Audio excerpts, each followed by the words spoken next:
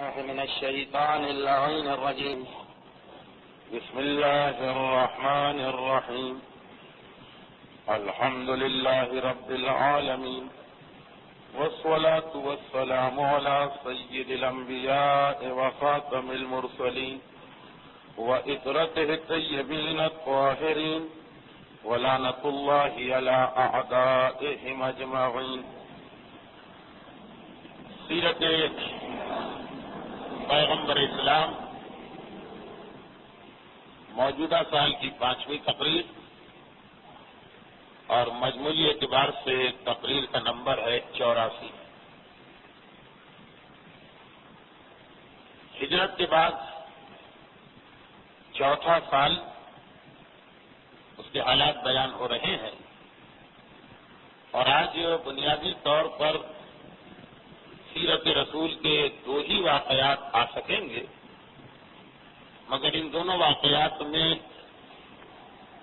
تاریخ کے ساتھ ہماری عملی زندگی کے لیے بھی بہت سی ہدایتیں اور بہت سے پیغام موجود ہیں. پہلے واقعے کا نام ہے واقعہ بئر معونہ، اور دوسرا واقعہ علماء لکھتے ہیں غزوہ بنی نضیر. ان میں سے پہلے واقعے کا تعلق کافروں سے ہے اور دوسرے واقعے کا تعلق اہل کتاب یہودیوں کے ایک گروہ سے. تاریخی واقعات کی ترتیب کچھ یوں ہے کہ مسلمانوں اور کافروں میں 2 بڑی لڑائیاں ہو چکی ہیں. بدر کی لڑائی میں تو مسلمان واضح طور پر جیت گئے. احد کی لڑائی 3 مرحلوں میں ہوئی. شروع میں مسلمان جیت رہے ہیں، اس کے بعد ایک مرتبہ کفار نے غلبہ پایا، بظاہر مسلمانوں کی شکست ہوتی نظر آئی، لیکن اختتام پہ بہرحال مسلمان کامیاب ہوئے. لیکن اتنے نقصان، جانی نقصان برداشت کیا کہ پوری تاریخ اسلام میں پیغمبر کی زندگی کے پورے 63 سالوں کوئی ایک واقعہ ایسا نہیں جس میں اتنی شہادتیں ہوئیں اور اتنے نقصانات برداشت کیے گئے. غزوہ احد اختتام کو پہنچا. کفار مکہ نے یہ دیکھا کہ اس لڑائی میں ہم جیتتے جیتتے پھر ہار گئے، اور اب ہم اکیلے مسلمانوں کا مقابلہ نہیں کر سکتے، سارے عرب کو ملانا پڑے گا. جنگ خندق کی تیاریاں شروع ہو گئی، لیکن صرف مکے والوں کو تیاری کرتے کرتے 1 سال لگتا ہے. جب سارے عربوں کو جمع کرنا تو اس کے لیے کم سے کم 2 سال کی مہلت چاہیے تھی. یہی وجہ ہے کہ احد کی لڑائی کے 2 سال بعد خندق کی لڑائی ہوئی. لیکن کفار مکہ یہ جو 2 سال اپنی تیاری میں مصروف ہیں کہ اب اتنا بڑا لشکر لے کے آؤ کہ پھر تو مسلمانوں کے جیتنے کا کوئی سوال ہی پیدا نہ ہو. تیاری تو کر رہے، ساتھ میں یہ ڈر اور خوف بھی کہ اگر مسلمانوں کو بھی یہ 2 سال سکون و آرام کے مل جائیں گے تو وہ بھی تیاری کریں گے، اور پھر وہی بات ہو جائے گی کہ ہمیں شکست کھانا پڑے گی.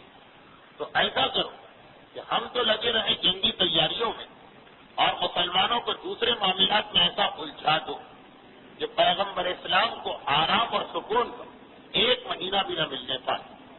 چنانچہ دوسرے قبیلوں کو استعمال کرتے ہوئے خود کفار مکہ بظاہر خاموش ہے، اب ان کا نام نہیں آ رہا. اب یہ 1.5-2 سال کے واقعات میں ان کا کوئی تذکرہ نہیں، لیکن بہرحال وہ دوسروں کو اکسا رہے، وہ دوسروں کو بھیج رہے، اور خود خندق کی جنگ کے لشکر عظیم جمع کرنے میں مشغول. اب جو کفار مکہ نے دوسروں کو اکسانا شروع کیا، وہ دوسرے بھی اتنا جانتے ہیں کہ جب مکے کے کافر میدان میں مسلمانوں کا مقابلہ نہ کر سکے تو ہماری کیا طاقت کے ساتھ اب سازشیں، فریب، دھوکے، فراق اور جھوٹ بول کے مسلمانوں کو نقصان پہنچانے والی اسکیمیں شروع ہو گئی. ان میں سے پچھلی تقریر میں آپ کے سامنے آ گئی. یہ قبیلہ 7 یا 10 مسلمانوں کو دھوکہ دے کے اپنے ساتھ لے کے چلا اور راستے میں ان کو شہید کر دیا. اور اب اس سے بڑا واقعہ ہمارے سامنے آ رہا.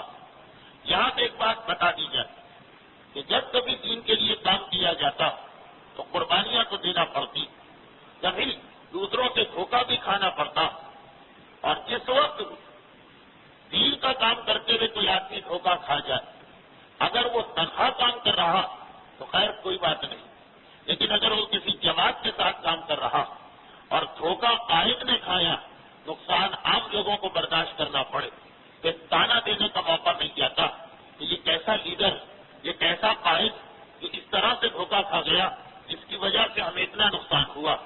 یہ ہر دور اور ہر زمانے میں رہے گا، اور اس وقت جب مدینے کے حالات بیان ہو رہے، مدینے میں شرارتی اور شریر لوگوں کا ایک گروہ جسے آج ہم اور آپ منافقین کہتے ہیں، لیکن اس وقت تک سورہ منافقون نازل نہیں ہوا تھا، ان کا کام ہی یہی تھا کہ وہ خود تو اسلام کے لیے کوئی قربانی نہ دی، وہ گھروں میں بیٹھے رہے اور جو دین کے لیے قربانی دینے نکلے کبھی ان پر اعتراض کیا جائے، کبھی پیغمبر پر اعتراض کیا جائے۔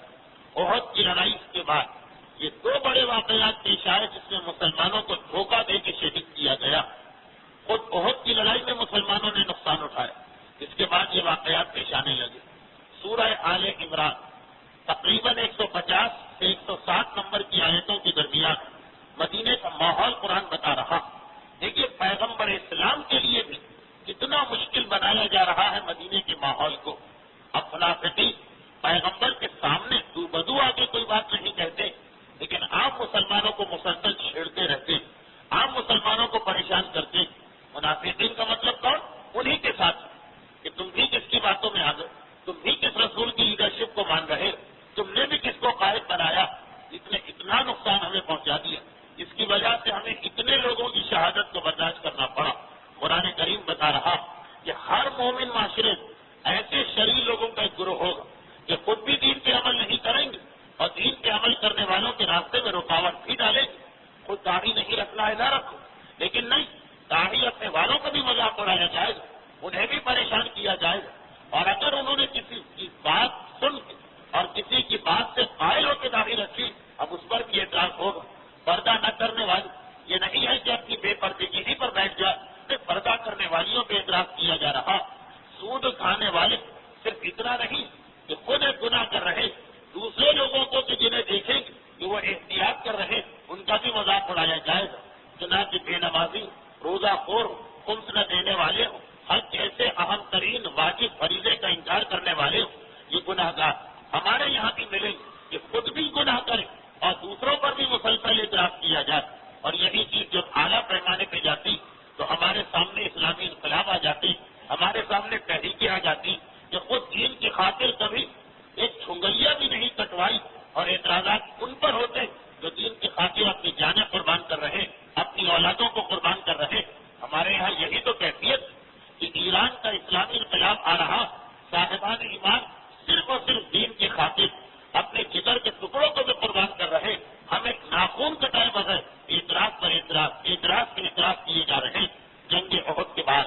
اور ان واقعات کے درمیان مدینے میں بھی بالکل یہی ماحول تھا، بالکل یہی کیفیت تھی، جو میں اکثر ایک جملہ کہتا ہوں کہ آج اگر غیبت کے زمانے میں ہیں اور ہمیں بڑا افسوس ہوتا کہ کاش ہمارا امام ہمارے سامنے ہوتا، تو ہم نہیں سمجھتے کہ ہو سکتا ہے کہ امام کا غائب ہونا بھی ہمارے حق میں اللہ کی ایک رحمت ہو، اس لیے کہ ابھی اگر ہم بہت اعتراض کریں تو نائب امام پہ اعتراض کر کے خاموش ہو جاتے ہیں، کوئی آغا کوئی پہ اعتراض کرے، کوئی امام خمینی پر، لیکن جو آج آغا کوئی اور امام خمینی کر رہے، اگر امام ہوتے تو یہی سارے اعمال امام انجام دیتے اور ہمارا ڈائریکٹ اعتراض امام پہ ہو جاتا، تو شاید ہم خوش قسمت کہ خدا نے امام کو ہمارے سامنے نہیں رکھا تاکہ ہمارا اعتراض زیادہ سے زیادہ نائب امام تک رہے، ورنہ مدینے کے اندر پیغمبر اسلام پر اعتراض ہو رہا اور پیغمبر اسلام کو سیاست پڑھائی جا رہی۔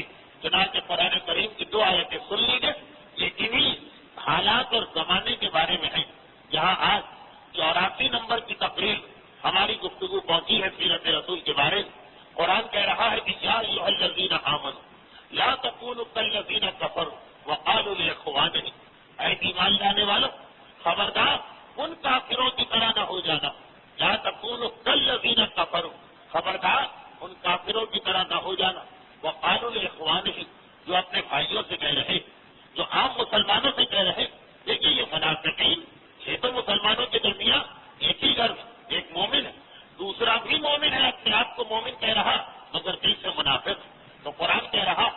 خبردار ہے مومنو، ان کافروں کی طرح نہ ہو جانا۔ وقالوا لاخوانہم، جو اپنے بھائیوں سے کہتے ہیں، کب کہتے ہیں؟ اذا ضربوا فی الارض اور کانوا غصہ، جب ان کے بھائی، جب مخلص مومن میدان جنگ کے لیے نکلتے، کانوا غصہ، جب وہ غزوے کے لیے نکلتے، تو ان لوگوں کی کیا حالت ہے؟ یہ کہتے ہیں لو کانوا عندنا، ارے یہ کتنے بے وقوف لوگ ہیں یہ لوگ، یہ مسلمان جو اللہ کے راستے میں جنگ کرنے گئے، جو رسول کا حکم مان کے میدان میں نکلے، تو گھر میں بیٹھنے والے کہتے ہیں کہ یہ کتنے بے وقوف ہیں۔ لو کانوا عندنا، اگر یہ ہمارے پاس رہتے، رسول کی باتوں میں نہ آتے، میدان جہاد میں نہ جاتے، ماں ماتوا وما قتلوا، نہ انہیں موت آتی نہ یہ قتل ہوتے، اپنی غلطی سے مارے گئے، اپنی غلطی سے قتل ہوئے، انہوں نے پیغمبر کی بات مان کے غلطی کی، ہمارے ساتھ رہتے، نہ موت آتی نہ قتل ہوتے۔ اب قرآن ایک جواب دے رہا۔ اچھا، قرآن نے اس اعتراض سے دو جواب دیے۔ یہ ساری باتیں جنگ احد کے بعد ہوئی اور ان دو واقعات کے بعد ہوئی کہ جن میں سے ایک پچھلی دفعہ آپ نے سنا، ایک آج آپ سنیں گے، لیکن ابتدا میں یہ آیتیں واضح ہو جائیں۔ پہلی بات تو قرآن نے یہ کہی، دیکھیے دو جواب قرآن کے کیا کہہ رہے ہیں کہ تم نے رسول کی بات مان لی، مارے گئے، ہمارے پاس بیٹھ جاتے گھر میں، کبھی تم نہ مارے جاتے۔ پہلا جواب تو قرآن یہ کہہ رہا کہ اے منافقوں اور اے اعتراض کرنے والوں، اب یہ تمام ان لوگوں سے قرآن کی گفتگو جو قیامت تک ان لوگوں پر اعتراض کرتے ہیں جو دین کے لیے زحمت اٹھاتے ہیں، جتنے اعتراض کرنے والے ان سب کو قرآن جواب دے رہا کہ پہلی بات تو یہ کہ تم جس چیز کو نقصان سمجھ رہے یہ نقصان نہیں، تم یہ سمجھ رہے ہو کہ وہ بیچارہ مر گئے، اس کی بیوی بیوہ ہو گئی، اس کے بچے یتیم ہو گئے، اس کے گھر والے بے سہارا ہو گئے، تم نے کہا دیکھا اس نے اپنی غلطی سے کتنا بڑا نقصان کیا۔ قرآن کہہ رہا ہے کہ پہلی بات تو یہ کہ یہ نقصان نہیں، لیکن قتلتم فی سبیل اللہ او متم لمغفرۃ من اللہ ورحمۃ خیر مما یجمعون۔ پہلی بات تو یہ یاد رکھو کہ راہ خدا میں مر جانا اور قتل ہو جانا، اس سے بہتر تو کوئی چیز ہی نہیں ہو سکتی ہے کہ انسان کے لیے، کہ پھر جو اللہ کی رحمت اور مغفرت ملے گی یہ تمہاری جائیدادوں سے، یہ تمہاری دولت سے، یہ تمہارے اثاثوں سے زیادہ بہتر، خیر مما یجمعون، جو تم جمع کر کے چھوڑ جاتے ہو اس سے بہتر ہے راہ خدا میں مر جانا۔ تو اے منافقوں، تم ان پر اعتراض کر رہے یار رسول کی بات مان کے دیکھا مارے گئے، بیوی کو بیوہ کیا، بچوں کو یتیم کیا، گھر والوں کو بے سہارا کیا، تو اول تو یہ مارا جانا یہ تو ایک اعزاز ہے، یہ تو ایک فخر کی بات ہے، یہ تو ان کو ایک فضیلت ملی ہے، یہ تو ان کو ایک دولت ملی ہے۔ اور یاد رکھو اس کی شہادت تمہاری دولت سے بہتر، یہ نہ سمجھو کہ ہم دنیا سے جائیں گے تو بچوں کے لیے جائیداد چھوڑ کے جائیں گے، ہم دنیا سے جائیں گے بچوں کے لیے بینک بیلنس چھوڑ کے جائیں گے، بہت ہی چھوٹے پیمانے پر۔ ایک حرام ادارے کی ملازمت ایک مومن نے چھوڑ دی، ایک نے اس کو جاری رکھا۔ جو جاری رکھتا ہے حرام کی ملازمت تو کیا کہے گا بے وقوف ہے وہ آدمی۔ آج کل ویسے ہی نوکریاں کہاں، اچھا بھلا روزگار اس نے چھوڑ دیا۔ ہمیں دیکھو ہم روز بروز ترقی کریں گے، اپنی اولاد کو کتنا دے کے جائیں گے۔ قرآن کہہ رہا راہ خدا میں مر جانا، راہ خدا میں قتل ہو جانا یہ اس دولت و اثاثے سے بہتر تو تم اپنے گھر والوں کے لیے چھوڑنے کی بات کر رہے ہو۔ ارے تمہارے گھر والوں کو دنیا میں رہی اور اس سے مغفرت ملی، اس سے رحمت ملی، اس سے اللہ کی نعمتیں ملی۔ پہلا اعتراض تو یہ کیا ہے منافقوں، تم سمجھ ہی نہیں سکتے ہو کہ ایک مومن کے لیے مر جانا ہے کتنی خوشی کی بات ہوتی ہے، جیسے کسی نے اسے دنیا اور معافیہ عطا کر دی۔ ہمیں 1 کروڑ روپے ملنے پہ وہ خوشی نہیں ہوئی جتنا ایک مخلص مومن کو مر جانے پہ خوشی ہوتی۔ تو پہلی بات تو یہ کہ تم سوچ نہیں سکتے، اور دوسرا جواب بھی سن لیجیے پھر واقعات آپ کے سامنے آئیں۔ یہ آیتیں اسی موقع پہ نازل ہوئی اس لیے ان کی تلاوت کر رہا ہوں۔ اس کے بعد قرآن 10 آیتوں کے بعد پھر کہا کہ اے ایمان لانے والوں ان منافقوں سے خبردار رہنا۔ کون؟ والذین قالوا لاخوانہم وقعدوا، جو اپنے بھائیوں سے یہ کہتے رہتے ہیں، وقعدوا، قعدہ عربی کا لفظ بیٹھنا، وہ گھر میں بیٹھے رہتے ہیں، کوئی کام نہیں کرتے اللہ کے لیے، کوئی کام نہیں کرتے دین کے لیے، کوئی قربانی نہیں دیتے ایمان کے لیے، لیکن اپنے بھائیوں سے مسلسل کہتے رہتے ہیں کہ لا اطاعون ما قتلوا، دیکھو اگر جو طریقہ ہم بتائیں اس پر چلو تم مارے نہیں جاؤ گے۔ آپ نے آج بھی دیکھا ہوگا کہ جتنے بھی لوگ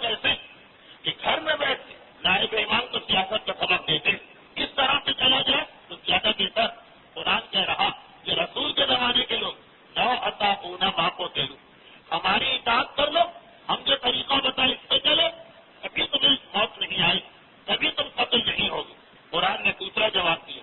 پہلا جواب تو آپ نے سن لیا کہ ارے تم ان کو مرنے سے بچا رہے، یہ تو خود مرنا چاہتے ہیں، ان کو تو شہادت چاہیے۔ اور دوسری بات، اچھا تم اپنے آپ کو اتنا ہی افلاطون سمجھتے ہو، تم اپنے آپ کو اتنا ہی عقل مند سمجھتے ہو، خود رہو انفسکم الموت ان کنتم صادقین۔ یہ لوگ دین کی خاطر مر گئے، تم سمجھتے ہو تمہیں موت نہیں آئی، چلو اپنے آپ کو موت سے بچا کے دکھا دو اگر تم سچے ہو۔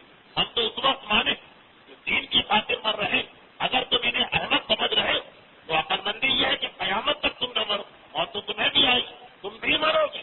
اور پھر دیکھو خبردار، وَلَا تَحْسَبَنَّ الَّذِينَ قُتِلُوا فِي سَبِيلِ اللَّهِ أَمْوَاتًا بَلْ أَحْيَاءٌ عِندَ رَبِّهِمْ يُرْزَقُونَ فَرِحِينَ بِمَا آتَاهُمُ اللَّهُ مِنْ فَضْلِهِ۔ اور دوسری غلطی تمہاری یہ کہ تم کہہ رہے ہو کہ یہ لوگ مر گئے، مرے کہاں، یہ تو ہمیشہ ہمیشہ کے لیے زندہ ہو گئے، ہم ان کو رزق دے رہے، اور وہ فرحین بڑے خوش ہیں بما آتاہم اللہ من فضلہ، جو اللہ نے ان کو عطا کیا۔ تو تین جواب قرآن نے دیے ان عقل مند لوگوں کو، دانش مند لوگوں کو، اپنے آپ کو سیاستدان سمجھنے والوں کو، اپنے آپ کو سقراط و بخار سمجھنے والوں کو، جو دین کے لیے ذرا سی زحمت برداشت کرنے کو تیار نہیں ہوتے، انہیں وہ دین چاہیے کہ جو ان کے لیے حلوے کی طرح نرم و آسان ہو جائے، زحمت کوئی نہ ہو، جہاں پاؤں میں کانٹا بھی چبھا اور وہ دین کے خلاف ہو گئے۔ اب دین کے خلاف نہیں ہوں گے، دین بتانے والے کے خلاف کہ کس رسول کی باتوں میں آ گئے، ہم تمہیں طریقہ بتاتے ہیں جان بچانے کا، قرآن نے کہا غلط۔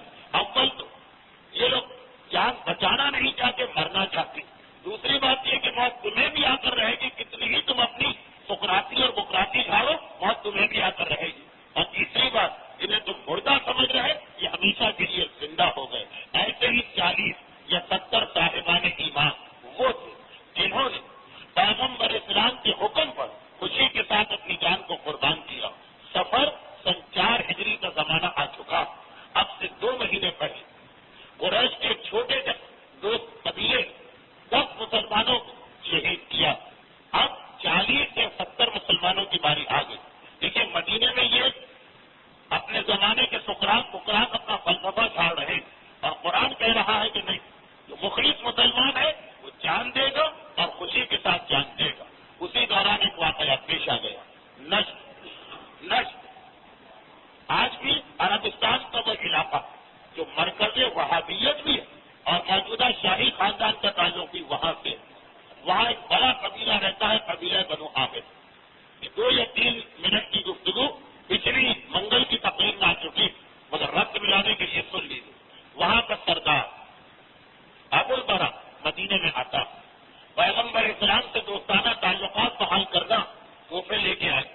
پیغمبر نے یہ کہہ کے تحفے قبول کرنے سے انکار کر دیا کہ تم مشرک ہو، مشرک کا تحفہ میں قبول نہیں کرتا، اگر یہ تحفے مجھے دینا تو اسلام قبول کرو۔ اس نے کہا کہ اسلام کو میں قبول نہیں کروں گا، ساری زندگی کفر میں گزری، البتہ مدینے میں کچھ دن رہنا چاہتا ہوں۔ پیغمبر نے کہا ٹھیک ہے تمہاری مرضی۔ مدینے میں رہا، مسلمانوں کا طریقہ دیکھا، بہت زیادہ پسند ہوا۔ پھر ایک دن پیغمبر کے پاس آئے اور کہا کہ اے ابو القاسم، اب یہ لوگ پیغمبر کی کنی ہے، عربوں میں ویسے بھی عام طریقہ، لیکن خاص پیغمبر کے لیے تو زیادہ احترام ہے، نام نہیں لیتے، کنیت لیتے۔ اے ابو القاسم، تمہارے یہ ساتھی تو ایسے کہ اگر میرے قبیلے میں چلے جائیں تو ان کی باتیں سن کر اور ان کا عمل دیکھ سارا قبیلہ مسلمان ہو سکتا۔ پیغمبر اسلام دیکھیے ابھی 2 مہینے پہلے دھوکہ دے کے 10 مسلمانوں کو لے جایا گیا تھا، یہی کہا گیا تھا کہ جی ہمارا قبیلہ اس سے قرآن سیکھے، اور پھر 2 مہینے کے بعد دوبارہ قبیلہ یہ کہنے آیا۔ اور دوسری بات یہ کہ اس قبیلے کا تعلق نجد کے علاقے سے، اور اسی قبیلے سے اس کا تعلق ہے کہ جس کے ایک آدمی پیغمبر کو اس سے پہلے دھمکی بھی دی، وہ پچھلی دفعہ واقع آ گیا۔ یہ سدا قبیلہ اس کا ایک بھتیجا جس کا نام عامر بن طفیل، وہ ایک بار پیغمبر کے پاس آ گیا اور کچھ صوفیہ کی باتیں رکھی کہ آدھا عرب آپ کا، آدھا عرب میرا، کئی ایسی باتیں کی تھی، تفصیل پچھلے منگل کو بیان ہو گئی۔ پیغمبر نے منع کر دیا، تو اس نے پیغمبر پر قاتلانہ حملہ بھی کیا تھا۔ اپنے ساتھ ایک دوست کو لے کر آیا تھا اربت، کہا تھا میں اس رسول سے باتیں کرتا ہوں، جیسے ہی میری جانب متوجہ ہو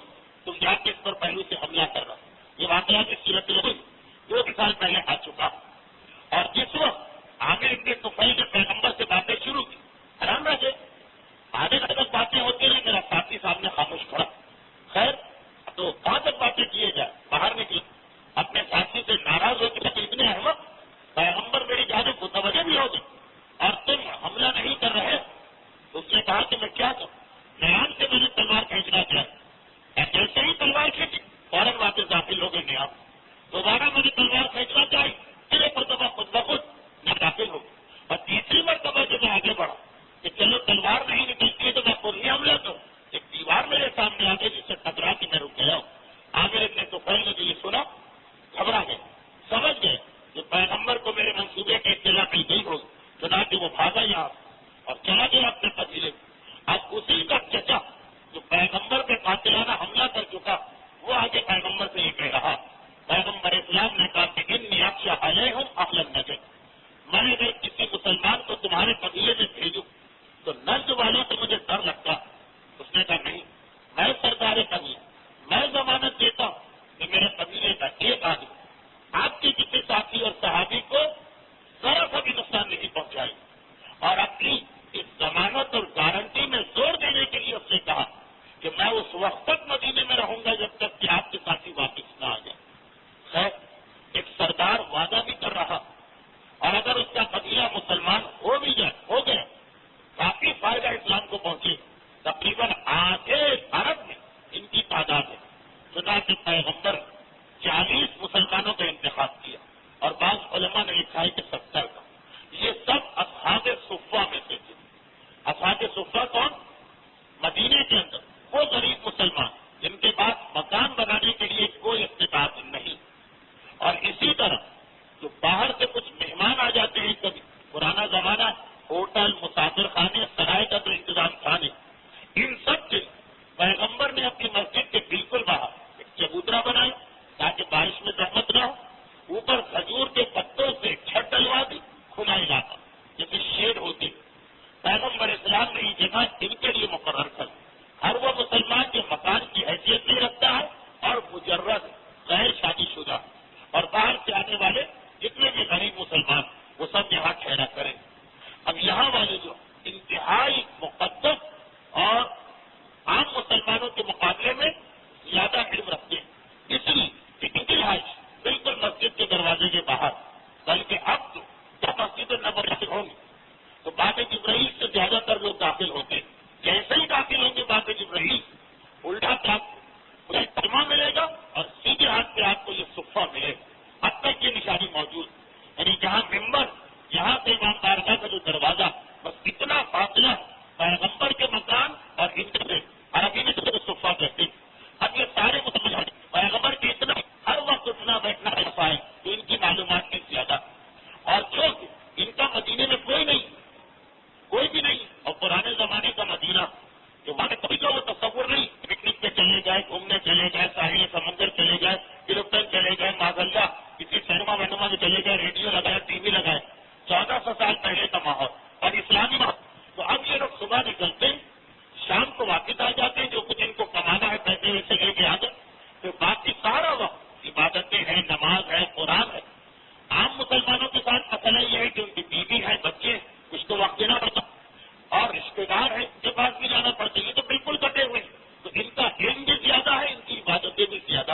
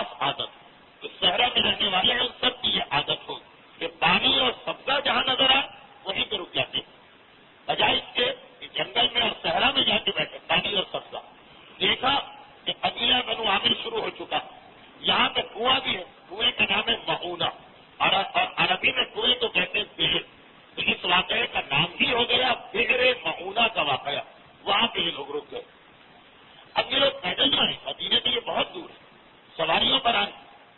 جس وقت یہاں ٹھہر گئے تو اپنے میں سے ایک جن کا نام جناب حرام ہے ان کو پیغمبر کا خط دیا کہ جاؤ اور قبیلے میں ایک پیغمبر کا خط پہنچا دو. اور اپنے میں سے 2 صحابی ان سے کہا کہ ہماری سواری کے جانور جو ان کو لے جاؤ, یہ پہاڑی ٹیلوں کے پیچھے سبزہ نظر آ رہا, ان جانوروں کو جا کے چراؤ. اب یہ 5 جانور, یہ 2 صحابی جانور چرانے گئے تھوڑے فاصلے پر, اور وہ ایک صحابی پیغمبر کا خط لے کے چلے, اور باقی یہ 67 یا 68 کسی کنویں کے قریب ٹھہر کے نمازیں شروع کر دی. وہ جو صحابی جن کو مدینے سے پیغمبر نے کہا تھا کہ خط لے کے تمہیں جانا, مقرر اچھے ہیں, گفتگو اچھی کر سکتے ہیں, یہ ان کی ذمہ ہے. اب جب وہ وہاں تو دیکھیے سردار قبیلہ تو مدینے میں, تو نہ کہ اس کا مقرر بنا ہوا یا پھر اپنے طفیل جو پیغمبر اسلام کو دی گیا بلکہ تیرانہ حملے کا منصوبہ بھی بنا چکا, وہ سردار یہ جناب حرام پہنچے نام لے کے پکارا سردار کا یہ خط ہے پیغمبر کا. ایک مرتبہ اس نے خط لیا اور بغیر پڑھے, اس کو کچھ معلوم ہے وہ مدینے بھی ہو کے آیا, خط پڑھے بغیر اٹھا کے جانب پھینک دیا. جیسے ہی خط پھینکا جناب حرام اپنی ذمہ داری سردار بنا کر رہا, قبیلے والوں تک تو ہمیں بے ماجرا فریضہ سارے نے اعلان کیا کہ اے قبیلہ بنی عامر اشہد ان لا الہ الا اللہ, میں گواہی دیتا ہوں کہ سارے کو جھوٹے, ایک خدا اور اس خدا کا رسول مدینے میں آیا ہوا. جیسے ہی وہ جو کچھ پیغمبر نے خط میں لکھا تھا اس کا خلاصہ, یعنی اس طرح آپ کسی سے کہا جائے کہ 2 جملوں میں اسلام کا خلاصہ کرو, انہوں نے اپنی ذمہ داری شروع کی. ویسے ہی وہ سردار قبیلہ جو قائم مقام سردار ہے عامر بن طفیل, غصے میں آئے, نیزہ اٹھا کے پوری طاقت سے ان کے پہلو میں مارا, یہ زخمی ہو کے زمین پہ گرے اور اسی زخم سے شہید ہو گئے. عربوں میں اب تک قاصد یا ایلچی یا سفیر کے اوپر حملہ کرنے کا رواج نہ تھا. یہ عمل سردار قبیلہ پورے یعنی قبیلے کو برا لگا, اور پھر انہیں یہ اطلاع ملی کہ ہمارے سردار نے تو اس آدمی کو پناہ دے رکھی ہے, بلکہ اس کی پوری جماعت کو, چنانچہ سارا سردار سارا قبیلہ اپنے سردار کے خلاف ہوا. عامر ابن طفیل نے کہا کہ میری بات مانو, جو مسلمان آگے چل کے ہمارے علاقے میں قبضہ کرنے والے آج ہی نے قتل کر ڈالے. سردار قبیلہ کی بات قبیلے نے نہ مانی, کہا کہ نہیں, تو اصل ہم کو پناہ دے چکا, ہم آپ کا ساتھ نہیں دیں. پورے قبیلہ بنی عامر نے, لیکن یاد رکھیے گا کہ پورے قبیلہ بنی عامر نے منع کر دیا, صرف اس لیے کہ مدینے میں ہمارا سردار ان کو پناہ دے چکا. اب یہ بھتیجا تو ہے میں ویسے ہی پاگل ہو رہا ہے غصے سے, یہ آس پاس کے چھوٹے چھوٹے قبائل میں دوڑا اور ایک اچھا خاصا لشکر جمع کر اس کنویں کی جانب چلا جہاں پہ وہ 68 صحابی انتظار کر رہے تھے. وہ لوگ بھی انتظار کرتے کرتے تھک گئے کہ بھائی اب تک تو خط کا جواب لے کے آ جانا چاہیے. کتنا ٹائم گزر گیا ہوگا کہ وہ شہید ہوئے. اس سردار کے بھتیجے نے آس پاس سے لشکر جمع کیے, وہ تھک کے وہ لوگ آگے قبیلے کی جانب, راستے میں دونوں کی ملاقات ہوئی. اب یہ 70 آدمی نہ ان کا بیٹا ہے ان کے پاس کسی بات نے بچاؤ کا ہتھیار, ایک تلوار ہے جو ہر عرب مسلمان سے چھوڑے ہر عرب ہر وقت رکھا ہے, نہ تیر ہے, نہ ڈھال ہے, نہ سیرا, نہ ہی ان کی سواریوں کے جانور ہیں جو کہ وہ دکان کر رہے. ایک مرتبہ مقابلہ ہوا, ایک طرح سے نہتے سامنے پورا لشکر, یہ 68 کے 68 افراد. بہرحال آخری سانس تک انہوں نے مقابلہ تو کیا, ہتھیار نہیں گئے, اپنی گردنیں آگے نہیں بڑھاتی کہ ہمیں مار دو, آخری سانس تک مقابلہ کیا, زخموں سے چور. یہ تمام کے تمام شہدا اسی میدان میں جو نجد کے علاقے میں ان کے لاشیں پڑے ہوئے. صرف ان میں ایک صاحب وہ تھے جو اتنے زخمی تھے کہ کافر یہ سمجھے کہ یہ مر گئے, ورنہ باقی تو واقعان 67 کے 67 شہید ہو گئے. یہ 5 زخموں سے چور بے ہوش ہو گئے. جب ہوش آئے اپنے آپ کو اکیلا پائے, کسی طرح پھر مدینے آئے, پیغمبر کو پورا واقعہ بتایا اور پھر ان کا علاج ہو گیا. جب کہ خندق تک کے زندہ رہے, خندق میں جا کے شہید ہوئے. باقی 67 افراد کی لاشیں پڑے ہوئے اور سردار قبیلہ واپس, سردار قبیلہ تو نہیں اس کا بھتیجا واپس اپنے قبیلے میں گئے. اب وہ 2 مسلمان جن میں سے ایک ہیں عمر ابن امیہ الزمری, یہ اتنے ذہین اور تیز و فرار قسم کے ہیں کہ انہیں کو سامنے رکھ کے اردو تاریخ اور اردو داستان و یار کا کردار بنا لیا گیا. بہرحال وہ ایک طرح سے, لیکن یہ صحابی جن کا نام عمر ابن امیہ, یہ وہ اونٹوں کو چلا رہے تھے, ان کے ساتھ ان کے ایک دوست تھے. دونوں ایک مرتبہ ان لوگوں کی نگاہ آسمان پہ پڑی, کہا ارے اس اور اس قسم کے پرندے آسمان پہ منظر ہیں تو عام طور پہ مردار اور لاشوں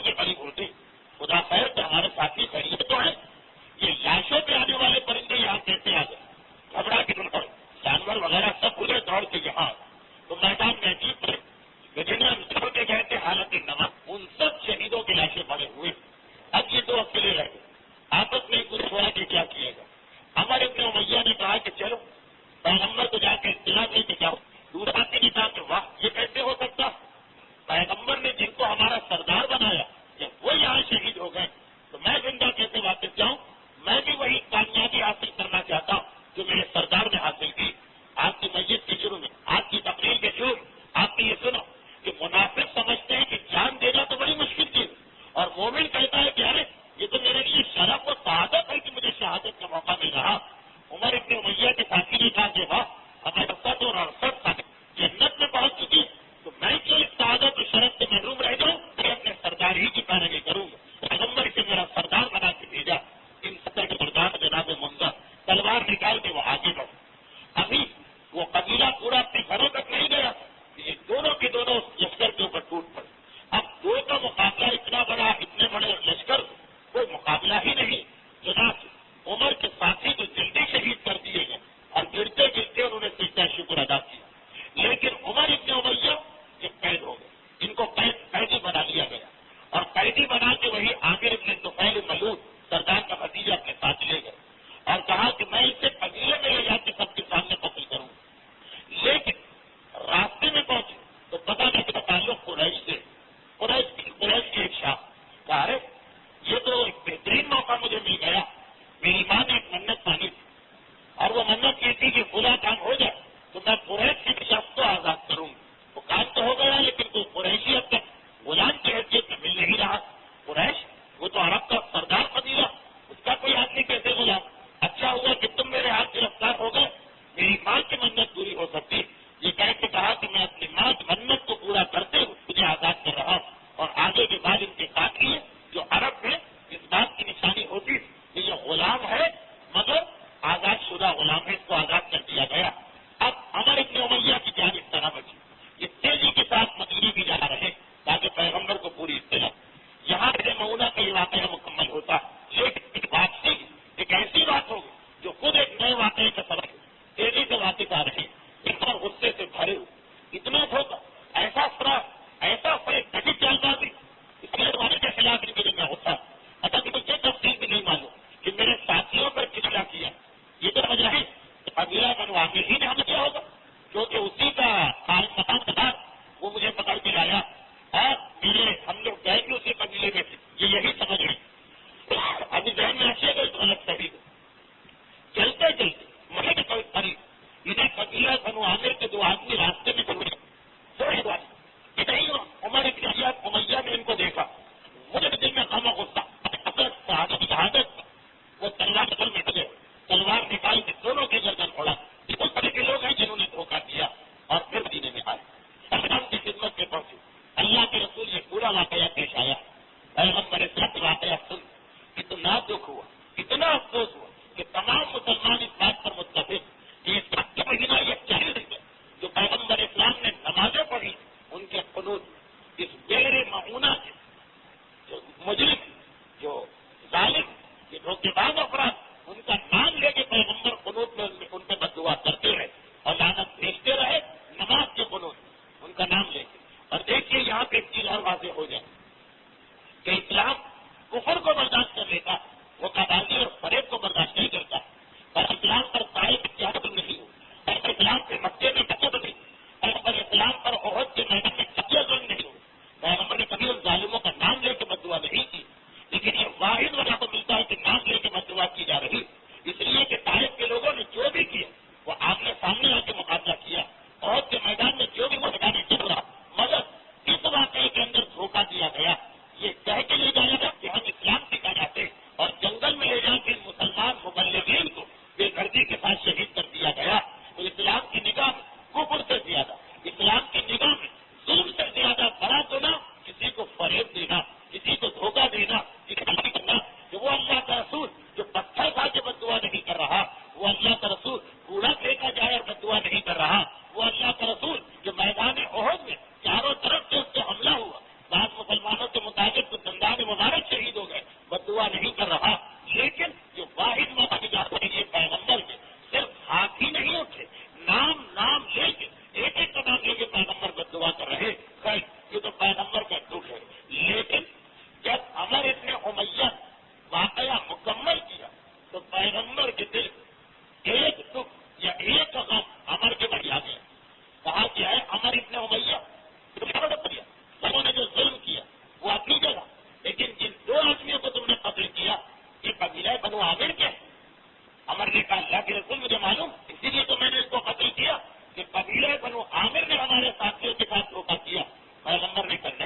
اس قبیلے نے تو انکار کر دیا تھا، یہاں تک کہ ان کا سردار کہتا بھی رہا کہ چلو، انہوں نے کہا کہ نہیں، ہمارے اصلی سردار نے تو کیا مان کے رکھی، ہم میدان میں نہیں آئے۔ اس قبیلے کے لوگوں نے کچھ نہیں کیا، وہ اطراف کے چھوٹے چھوٹے قبیلوں نے کیا۔ اے عمر، تم نے بے گناہوں کو مار دیا۔ یہ دیکھیے کافر ہے، کافر ہے، اور پیغمبر ان کے بارے میں غمگین، ان کے بارے میں پریشان۔ اے عمر، وہ ظلم اپنی جگہ، لیکن یہ تو اسلام میں نہیں کہ ظلم کوئی کرے اور ہم بدلہ کسی اور سے، یہ اکثر ہمارے یہاں ہوتا، اکثر یہ ہوتا۔ یہاں تک کہ آپ چھوٹے چھوٹے خاندانی معاملات میں دیکھ، 20 سال پہلے جس سے نقصان پہنچایا تھا اس کی بیٹی آ جائے گی، اس سے بدلہ لیا جاتا، اور کتنے ہی ایسے واقعات۔ کیونکہ ویسے ہی شروع میں نے کافی خوش کی تقریر کر دی، اس لیے تفصیل میں نہیں جا رہا ہوں۔ پیغمبر نے کہا وہ کفر اپنی جگہ، لیکن اس قبیلے نے ہم کو کوئی نقصان نہیں پہنچایا، یہ تو تم نے غلطی کی۔ اب عمر ابن امیہ بھی پریشان، اللہ کے رسول میں تو یہ دھوکہ کھا گیا۔ پیغمبر نے کہا تمہیں پہلے مجھ سے پوچھنا چاہیے تھا، اپنی مرضی سے تمہیں یہ قدم نہیں اٹھانا چاہیے کہ جو دشمن نظر آئے قتل کر دو۔ پیغمبر اسلام باقاعدہ ان دو کافروں کا اٹھا یا دیت، اسلام میں یہ ہے کہ اگر کوئی آدمی دھوکے میں مارا جائے، غلط فہمی میں مارا جائے، تو آج جو مر گیا اس کا خون بہا یا دیت جسے کہتے ہیں زکات، وہ اس کے وارثوں کو بھجوائی جاتی ہے۔ یہ دو کافر پیغمبر اسلام، کیونکہ عمر ابن امیہ نے بھی جان بوجھ کے نہیں مارا، وہ دھوکے میں ان کو مارا کہ قبیلہ بنی عامر نے ہم پہ حملہ کیا ہوگا، ہم ان کے علاقے میں گئے۔ یہ دو خون بہا یا دیت پیغمبر نے اس قبیلے کو بھجوائی، اور عمر ابن امیہ سے کہا کہ تم اس معاملے میں استغفار کرو۔ پیغمبر اسلام جب یہ دیت بھجواتے تو بظاہر یہ واقعہ مکمل ہو گیا۔ تاریخ میں یہ دو دردناک واقعہ ایک ہی سال پیش آ گئے، وہ قبیلہ رجی کا واقعہ، یہ بیر مغونہ کا واقعہ۔ اب اس کے بعد پیغمبر کو خاموش، مگر مدینے والے، اچھا وہ سردار اب تک مدینے میں ہے، مدینے والے وہ ایک مرتبہ اپنی آپس کی محفلوں میں کہنے لگے، ابو البرا ہمارے ساتھیوں امان کا وعدہ دے کے اپنے قبیلے میں بھیجا اور پھر دھوکہ دیا، یہ کیسا عرب نکلا؟ اسلام اور کفر کے بعد تو چھوڑے، اب میں پہلے ہی سے یہ رواج نہیں تھا، مہمان اور جس سے وعدہ کیا جائے اسے نقصان پہنچانے کا، اس نے دھوکہ دیا۔ حتیٰ یہ کہ بعض مسلمان شاعروں نے اس کی مذمت پہ کچھ نظریں بھی کہیں، وہ غم اور غصے کے عالم میں مدینے سے نکلا، وہ اصلی سردار جس کی وجہ سے یہ سارا واقعہ شروع ہوا، اور اس غصے کے عالم میں گھوڑے کو دوڑا رہا، ایک مرتبہ گھوڑا کے قابو سے باہر نکلا اور وہ سڑک کے گر کے مر گیا۔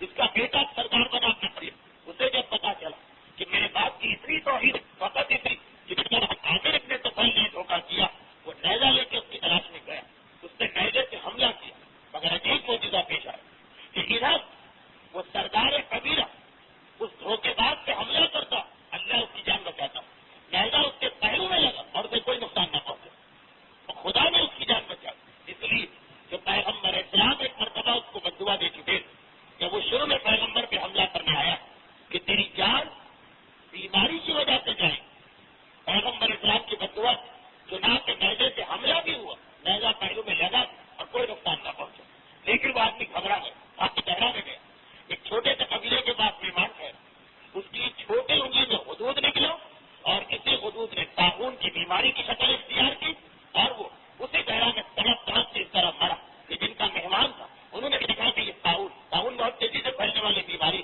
یہ ہمارے قبیلے میں آیا، اس کا لاشا اٹھا کے جلدی ریت سے پھینکا، جب میں زندہ اسے جلدی ریت سے پھینکا اور وہاں بھی یہ تڑپ تڑپ کے مرا، اور پروردگار عالم نے یہ بتایا کہ اس قسم کے فریب دینے والوں اور دھوکہ دینے والوں کا انجام کتنا برا، یہ واقعہ بھی یہاں مکمل ہوا، اس کے سارے کرداروں کا انجام آپ کے سامنے آیا، مگر اسی واقعے کے انتقام کی نیا پیدا ہوا کہ اب یہ دھوکے والے واقعات تو مکمل ہوئے، اب مدینہ کے یہودی قریش مکہ نے یہ دیکھا، پھر وہ جملہ یاد کیجیے شروع تقریر کا کہ قریش مکہ مدینے پہ بڑا حملہ کرنا چاہتے ہیں، مگر وہ یہ بھی چاہتے ہیں کہ اس دوران مسلمانوں کو سکون نہ ملے، ہم تیاری کرتے رہیں گے، الجھے رہیں، چنانچہ انہوں نے پہلے تو یہ دھوکہ بازی کے واقعات شروع کرا، اب جب دو واقعات پیش آتے تو قریش مکہ کو بھی پتا چلے اتنا دفعہ یہ دھوکہ چلے، اب مسلمان جو ہے سب ہوشیار ہو گئے، چنانچہ اب یہ کہا کہ جتنے عرصے میں ہم تیاری کریں، اس دوران جو مکے میں یہودی رہتے کہ مسلمانوں کو کسی طرح الجھا لیں،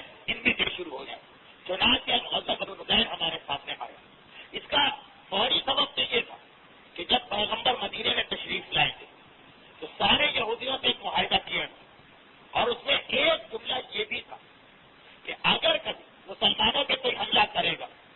یہودی مسلمانوں کا ساتھ دیں اور یہودیوں پہ کوئی حملہ کرے گا تو مسلمان یہودیوں کا ساتھ دیں اور اگر کبھی مسلمانوں کسی قبیلے کو خوبہ یا دیت دینا پڑ گئے تو یہودی بھی اپنا حصہ اس میں ڈالیں گے. یہ اس معاہدے کا ایک جملہ تھا. اب جو پیغمبر اسلام کو یہ دو جو بے گناہ کافر مارے گئے عمر ابن امیہ کے ہاتھوں ان کی دیت دینا پڑی تو جو معاہدہ تھا اس کے تحت یہودیوں کو بھی حصہ ڈالنا چنانچہ پیغمبر یہودی قبیلے کے پاس حصہ لینے جا رہے کہ اتنا خوبہ بنتا جیسے آج کل ہماری حکومت نے اعلان کیا ہے کہ 1,70,000 کچھ ہوگا. اب اس میں جو حصہ بن اگرچہ ہماری فقہ میں یہ نہیں لیکن میں نے بتایا مثال کا تو اب اتنا حصہ یہودیوں کا بنتا ہے وہ یہودیوں کو پیمنٹ کرنا پیغمبر ان کے پاس جا رہے ہیں اور یہی سے اختلاف شروع ہوا اتنا کہ وہ یہودی قبیلہ پیغمبر کے خلاف لشکر تیار کر رہا مگر اس سے کچھ پہلے ایک واقعہ اور ہو چکا ہے. وہ واقعہ اور پھر یہ دیت والا واقعہ یہ دو مل گئے. یہودی قبیلے نے مسلمانوں کے خلاف تلوار نکال لی. آئیے وہ پرانے واقعے کو بھی سمجھ لیجیے. مدینے میں یہودی تھے مگر یہودیوں کے 3 قبیلے تھے. سارے یہودی ایک نہیں 3 قبیلے تھے. اب یہ نام بڑے مشکل لیکن کیا کہیں میں پوری کوشش کرتا ہوں کہ جتنے بھی نام اور قبیلوں کے نام میں نظر انداز کر سکتا ہوں نظر انداز کر جاؤں لیکن کچھ نام تو لینا ہی پڑتے. 3 قبیلے تھے مدینے کے اندر یہودیوں. قبیلہ بنو قینقاع, قبیلہ بنو حذیل اور قبیلہ بنو قریظہ.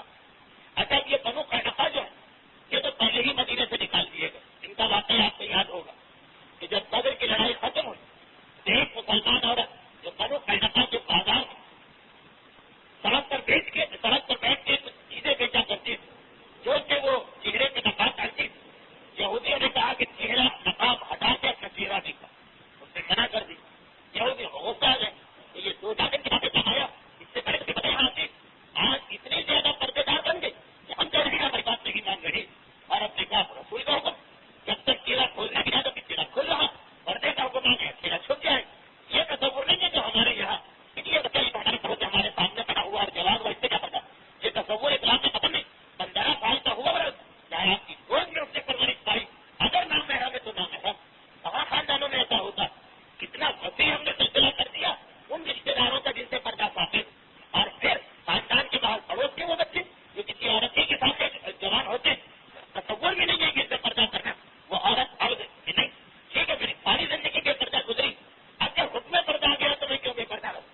یہودی نے کہا تکلیف چہرہ چھپاؤ اور بعد میں اس کے لباس کو نیچے سے پھاڑ دیا. جب وہ کھڑی ہوئی اس کا جسم ظاہر ہو گیا. سارے یہودیوں نے کہا لگایا مگر اس ایک واقعے کی وجہ پیغمبر نے قبیلے سے دل باہر کیا. وہ بدر کی لڑائی کی بات ہے. اب مدینے میں 2 قبیلے یہودیوں کے رہے 3 میں سے ایک تو پہلے نکل گئے 2 رہے بنو قریظہ اور بنو حذیل. اچھا آپ نے عام طور پہ یہ دیکھا ہوگا کہ بہت سے ایسے لوگ جو ہمارے خلاف ہیں ہمارے دشمن ان کے درمیان آپس میں بھی بڑی دشمنی ہوتی لیکن جب ہماری بات آتی ہے سب مل جاتے. جیسے مسلمانوں کے خلاف جو لوگ ہیں وہ خود آپس میں کتنا لڑتے رہتے لیکن جب آتا ہے کہ اسلام وہ سارے کے سارے مل کے ایک ساتھ مخالفت سے اتر آتے. تو یہودی پیغمبر کے دشمن ان کے درمیان خود جھگڑے چلتے لیکن جب اسلام کی بات آتی ہے تو وہ مل جاتے. اب یہ 2 قبیلے جو مدینے میں ہے یہودیوں 3 سے تو نکل گئے 2 بچے بنو قریظہ اور بنو حذیل. اچھا کہ دونوں حضرت ہارون کی اولاد میں جناب موسیٰ کے بھائی ہارون ان کی اولاد میں ہے یہ دونوں قبیلے. چنانچہ خاندانی اعتبار سے یہ برابر لیکن اب بہرحال حالات تو مجھے بھی ہوتے رہتے. بنو حذیل کی اب جب بنو حذیل نے دیکھا کہ دولت بھی زیادہ ہماری آبادی بھی زیادہ انہوں نے بنو قریظہ پہ ظلم کرنے شروع کر دی. یہ سب اسلام سے پہلے کی بات ہے یعنی جب اسلام مدینے میں نہیں آیا اس وقت کی بات. اور نوبت یہاں تک آ پہنچی کہ یہ قانون بنا لیا گیا کہ اگر جو بنو حذیل یعنی سمجھیے مالدار بھائی اس کا کوئی آدمی دوسرے قبیلے کے جو غریب رہ گیا ہے بیچارہ اس کے آدمی کو قتل کرے گا. دیکھیے آدمی برابر ہے جان برابر ہے. دونوں یہودی دونوں ہارون کی اولاد میں سے لیکن کیونکہ ہمارے پاس دولت ہے اس لیے اگر ہمارا کوئی آدمی تمہارے آدمی کو مارے تو ہمارے آدمی کو سزا تو ملے لیکن موت کی نہیں. بس یہ کہ اس کے منہ کو کالا کر کے گدھے میں بٹھا کے مدینے کا چکر لگا دے. قاتل کی سزا یہ ہو بس اور کچھ نہیں. اور جو آدمی مارا گیا اس کا خوبہ ہم دیں گے لیکن آدھا دیں گے. یہ سزا ملی قاتل کو کہ آدھا خوبہ دو اور گدھے پہ بیٹھ کے مدینے کا ایک چکر لگا لو تم معاف ہوگا. بھی ہمارے آدمی کو مار دے تو پھر قاتل کی گردن بھی اڑائی جائے گی اور اسے پورا خون بہا بھی دینا پڑے گا۔ اب کیونکہ یہ مالدار قبیلہ، طاقتور قبیلہ، انہوں نے اپنی بات منوا لی، وہ بیچارہ غریب قبیلہ دب گیا، بات مان گیا، یہ ایگریمنٹ ہو گئے، سالوں تک چلتا رہا، یہاں تک کہ مدینے میں پیغمبر آ گئے، سارے یہودی قبیلوں سے معاہدہ ہوا۔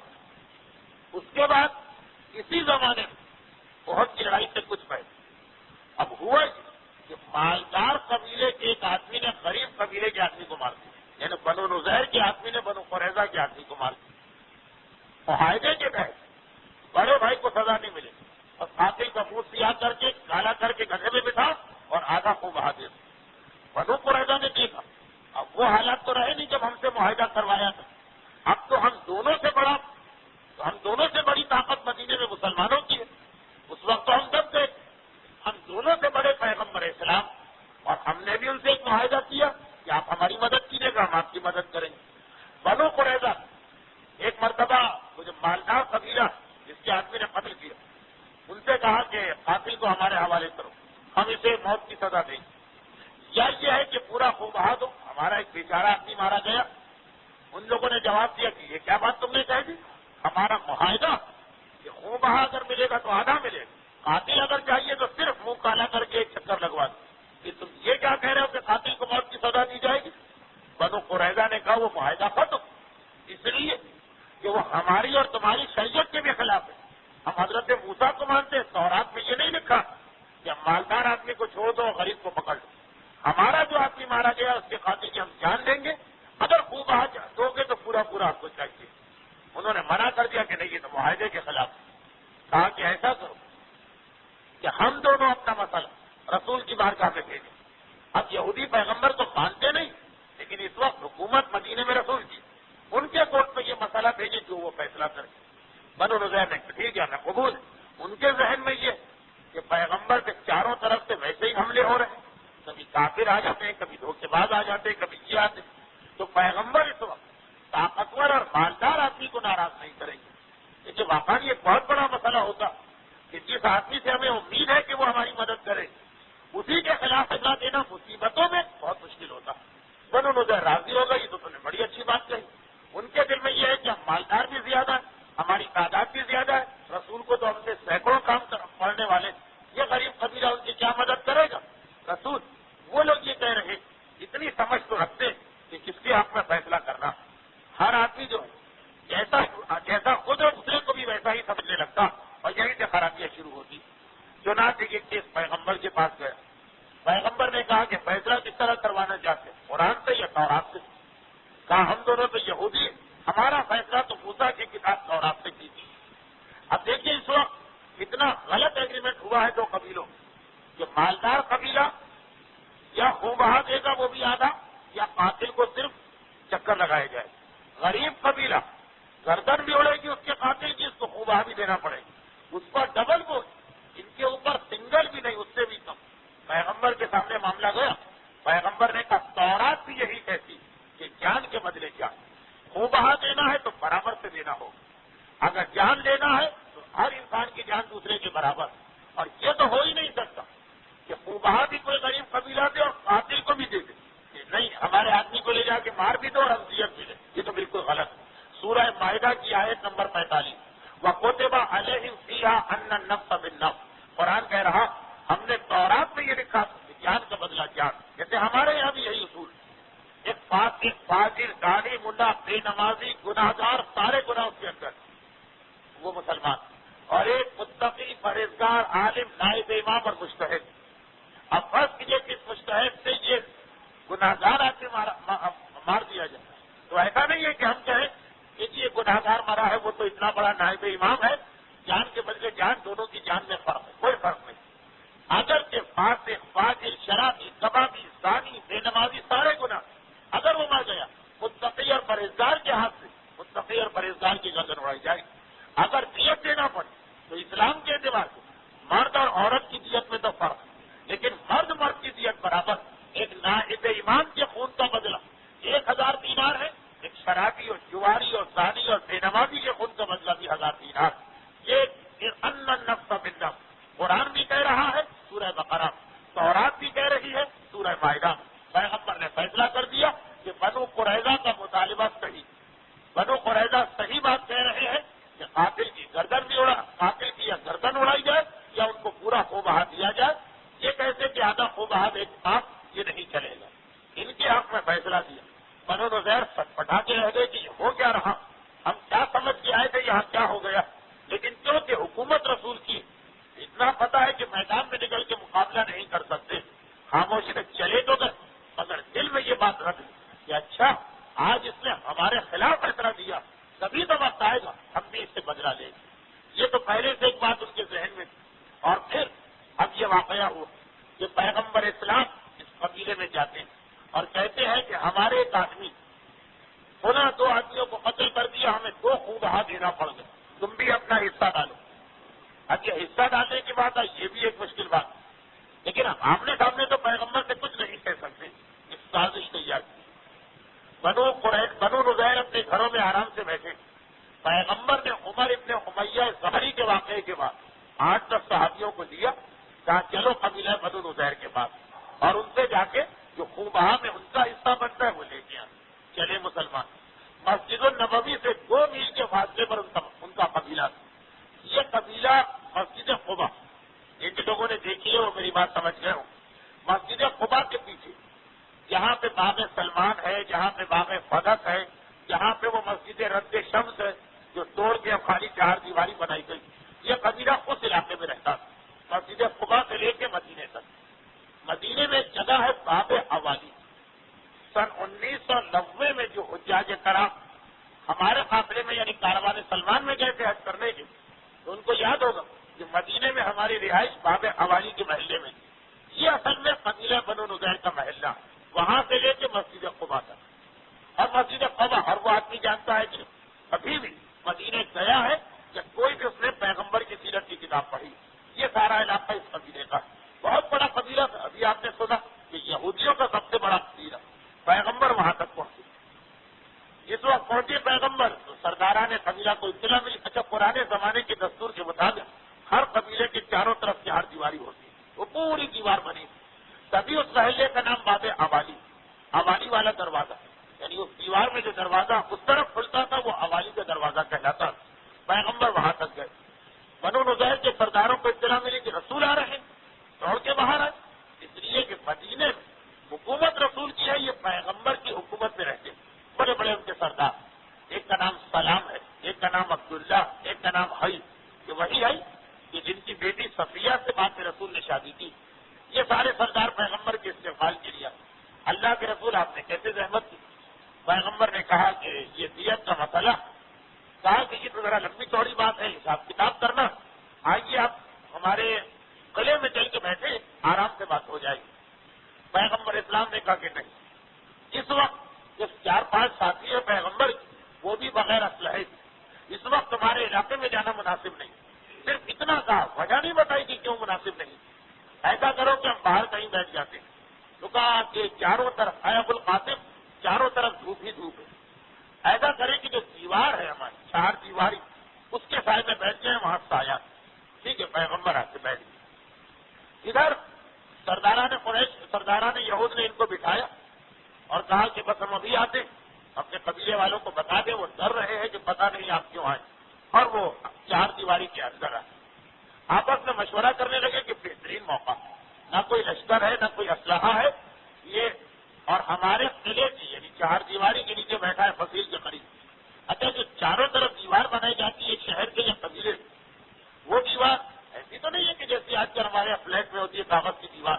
نہیں، وہ اتنی اچھی خاصی موٹی دیوار ہوتی کہ اس پہ گھوڑا بھی دوڑ سکتا.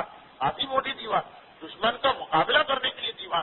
تو کہا کہ ایسا کرو کہ ہم میں سے ایک آدمی چپکے سے دیوار پہ چڑھ جائے اور وہاں سے جہاں یہ رسول بیٹھا پتھر اس طرح گرا ہے کہ پیغمبر کے سر پہ گرے، ہمیں بھی کہنے کا موقع مل جائے کہ ایک حادثہ ہوا اور ہماری اس خطرے سے ہمیشہ ہمیشہ کے لیے جان چھوٹ جائے. یہ ایسے نہیں یہ بات ہو. ایک سردار جس کا نام سلام تھا فوراً کہنے لگا کہ نہیں، یہ نہیں ہو سکتا. تمہیں نہیں پتا کہ اس کو اطلاع مل جائے گی کہ ہم نے کیا سازش کی ہے، یہ تو بچ جائے گا، ہماری نسلوں کے لیے مسئلہ پیدا ہو جائے گا. باقی سردار جوش میں سے کہا کہ نہیں، اتنا بہترین موقع زرین موقع، گولڈن اپرچونیٹی ہمیں کہاں ملے کہ ہمارا اتنا بڑا دشمن بغیر کسی محافظ کے ہمارے قریب آ گیا اور آج اس جگہ بھی بیٹھ گیا کہ جہاں سے اس کو حادثے کا رخ کیا جا سکتا، یہ آپس میں طے کیا اور ایک آدمی کو تیار کیا. عمر ابن حجاج یا جہاز اس کا نام، وہ پتھر لے کے دیوار پہ گئے. ادھر پیغمبر اسلام دیوار کے سائے میں بیٹھے. ایک عام انسان بھی ہوتا تو سمجھ جاتا، کچھ دوڑ دھوپ ہو گئی ہے، کچھ لوگ باہر آ رہے ہیں، اندر جا رہے ہیں، سردار سب نظر نہیں آ رہے ہیں، جو یہودی بھی آ رہے ہیں وہ سب اس طرح سے کھڑے ہیں کہ جیسے کسی واقعے کے منتظر. اگر عام عقل رکھنے والا بھی ہوتا تو ذرا وہ چونک جاتا. اور شیخ مفید اور شیخ تبرسی اپنی اپنی کتاب میں لکھتے کہ فوراً جبرائیل کو حکم ملا، جبرائیل آئے، پیغمبر اسلام کو پیغام دیا. ایک عام آدمی کے لیے بھی کافی تھا، لیکن یہاں تو وہی آ گئی کہ یہ سازش بنائی گئی ہے، آپ کچھ کہے بغیر یہاں سے چلیں. اچھا یہ ذہن میں رکھیے کہ اگر پیغمبر اس وقت یہ کہے کہ تمہاری سازش کھل گئی تو تب بھی خطرہ. یہودی جب یہ دیکھیں گے کہ ہماری سازش کھل گئی تو یہی سوچیں گے کہ بعد میں جو ہوتا ہے ہو، پہلے اس رسول کو تو شہید کر دو، کیونکہ اگر یہ زندہ چلا گیا تب بھی اس کا لشکر ہم پر آئے گا. تو بات کی بات بعد میں دیکھی جائے گی، پہلے اس کو یہاں سے نہ جانے دو. تو پیغمبر یہ نہیں کہہ سکتے ہیں کہ مجھ کو تمہارا فریب معلوم ہو گیا. تو پیغمبر وہاں پہنچے، سرداران یہود مشورہ کر رہے ہیں. پیغمبر اس طرح سے اپنی جگہ سے کھڑے ہوئے جیسے کسی کو کوئی حاجت ضروری پیش آ جائے تو وہ جاتا ہے، 2-4 منٹ کے بعد واپس آتا. حتیٰ یہ کہ اپنے صحابیوں سے بھی کچھ نہیں کہا. اب جو پیغمبر چلے تو سردار کتنے ہیں یہودیوں کے، وہ تو اندر جہاز دیواری کے اندر سازش کر رہے ہیں. یہاں تو عام یہودی کھڑے اور انہوں نے بھی دیکھا کہ یہ رسول کہیں دور نہیں جا رہے ہوں گے، ورنہ کم سے کم اپنے ساتھیوں سے کچھ تو کہتے. بالکل خاموش بیٹھے بیٹھے کھڑے ہوں گے. اچھا خود اصحاب رسول بھی یہ سمجھ رہے کہ پیغمبر کو کوئی ضروری حاجت پیش آ گئی، ابھی یہاں آئیں گے. وہ بھی اسی طرح بیٹھے جیسے کوئی آدمی آنے والے کا انتظار کرتا. کافی دیر گزر گئی، وہ آدمی پتھر لے کے دیوار پہ کھڑا. یہودی سردار بھی باہر آ گئے. اصحاب رسول سے پوچھا رسول کہاں؟ اب ابھی گئے، ابھی آتے ہوں گے. پیغمبر نہیں کرے گا، انہوں نے خود ہی اندازہ لگا دیا. اب سب جہاں بیٹھے ہوئے 15 منٹ، آدھا گھنٹہ، 1 گھنٹہ، 2 گھنٹے، 3 گھنٹے گزر گئے. پیغمبر اسلام واپس نہیں آئے. اب ایک مرتبہ تشویش پیدا ہو. یہودی سرداروں کے دل میں دوسری تشویش، ایسا تو نہیں ہے راز کھل گیا تو خطرہ ہمارے سر پہ. اصحاب رسول کے دل میں یہ تشویش کہ ہمیں چھوڑ کے پیغمبر کہاں سے بے چین ہو کے کھڑے ہوئے کہ مدینہ چلتے. ابھی تھوڑا ہی آگے بڑھے تو مدینے سے کوئی مسافر نظر آیا کہ جا رہا ہوگا کہیں. آواز سے کہ اسے روکا کہ بھائی کہاں جا رہے؟ کہا کہ فلاں قبیلے میں جا رہا ہوں. مدینے سے آ رہے ہو؟ کہا کہ ہاں مدینے سے آ رہا ہوں. پیغمبر اسلام کی کوئی خبر کہ وہ مسجد النبوی میں بیٹھے ہوئے باتیں کر رہے ہیں اور نماز پڑھ رہے ہیں. یہ جو سنا انہوں نے ایک مرتبہ چترا گئے کہ یہ سب ہوا کیا، ہمیں بھی نہیں بتایا گیا. اور پیغمبر وہاں آرام سے بیٹھے باتیں کر رہے ہیں، نماز پڑھ رہے ہیں، نماز پڑھا رہے ہیں. خیر اب ان کے نام بھی تاریخوں میں ہے لیکن نام بیان کرنے کی ضرورت نہیں. یہ گروہ تو مدینے میں گئے. پیغمبر کے پاس پہنچے، اللہ کے رسول یہ کیا ہو گیا؟ پیغمبر نے کہا جبرائیل نے آ کے مجھے یہ اطلاع دی تھی، اگر میں تم سے کوئی بات کرتا اور تمہیں بتاتا یا تو تم بھی میرے ساتھ اٹھ جاتے، پھر اس وقت وہیں پہ مقابلہ شروع ہو جاتا، یا اگر تمہیں بتاتا تم بیٹھے بھی رہتے تب بھی تمہارا وہ انداز نہ ہوتا. اس اعتبار سے میں بغیر تمہیں بتائے مسجد کے اندر آ گیا ہوں. پیغمبر نے درس دیا کہ مہاراج اسلام میں یہ ساری چیزیں دیکھی جاتی، یہ مصلحتیں، ان سب کا خیال کرنا پڑتا. موقع اور محل کے مطابق اللہ کا رسول جو اس وقت کے حالات کا تقاضا اسی اعتبار سے پیغمبر کا عمل بھی ہوتا. وہ کائنات کے حاکم لیکن ہر جگہ معجزے نہیں دکھاتے. یہ معجزہ دکھانے کا موقع تھا، اشارہ کرتے پیغمبر. وہ پتھر خود اسی آدمی کے سر پہ پڑ جاتا لیکن نہیں، معجزہ نہیں دکھایا. اسی طرح سے عمل کیا جس طرح ایک عام آدمی کو اطلاع مل جائے وہ عمل کرے گا. پیغمبر تو اپنے ساتھیوں کو مطمئن کر چکے. ادھر یہودی سردار سر جوڑ کے بیٹھے اور کہا کہ رسول کا اس طرح سے نکل جانا یہ بتا رہا کہ پیغمبر کو یہ اطلاع مل چکی تھی، اب ہم کو کیا کرنا. اچھا یہ جو لڑائی ہے بنو نضیر، یہ بہت ہی اہم لڑائی. اس لڑائی کے بعد مسلمانوں کی مالی حالت بہت بہتر ہوئی. اکثر مجلسوں میں جملہ پڑھا جاتا کہ خیبر کی لڑائی کے بعد مسلمان مالدار ہوئے. وہ ایک طرح صحیح، لیکن وہ جو پرانی غربت تھی غزوہ بنو نضیر کے بعد وہ ختم ہو تو وہ کیسے وصول لی؟ یہودی سردار آپس میں بیٹھے، وہی سردار جس کا نام سلام، جس سے پہلے ہی کہا تھا کہ دیکھو پیغمبر اسلام کو دھوکے کے ذریعے سے شہید نہ کرنا. وہ ایک مرتبہ کہتا ہے کہ میں پہلے سے تمہیں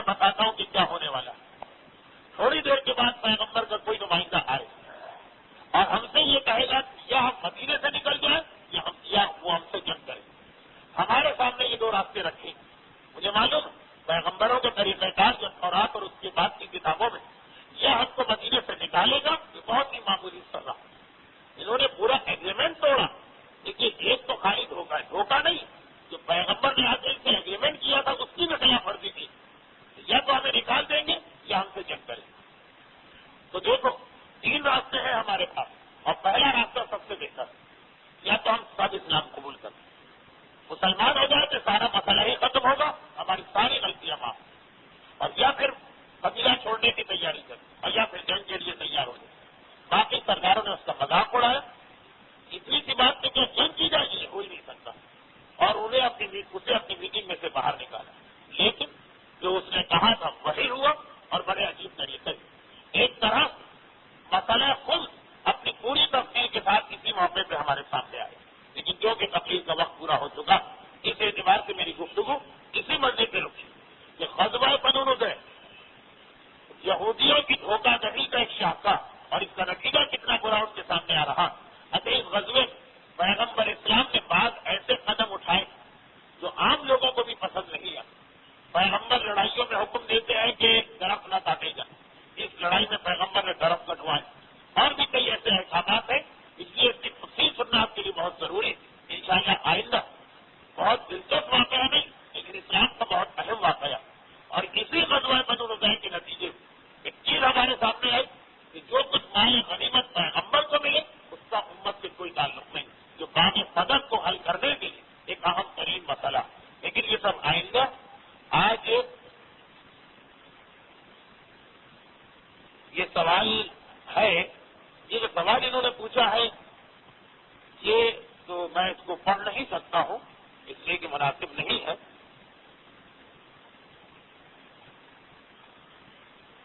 ایک صاحب آئے تھے ہمارے پاس کچھ عرصے پہلے, کیونکہ سوال کا ایک حصہ آپ کے کام کا ہے اس لیے پڑھ دوں. اور ان کا مسئلہ یہ تھا کہ ان کو کسی معاملے میں کوئی ایسی قسم کھانا, حلف اٹھانا کہ جو وہ قسم کھانا نہیں چاہ رہے تھے, لیکن حالات اور ماحول اور کچھ ساتھیوں کا دباؤ ایسا کہ قسم کھانا ان کے لیے ضروری بن گئی. تو اب انہوں نے مسئلہ پوچھا کہ ہم کیا کریں.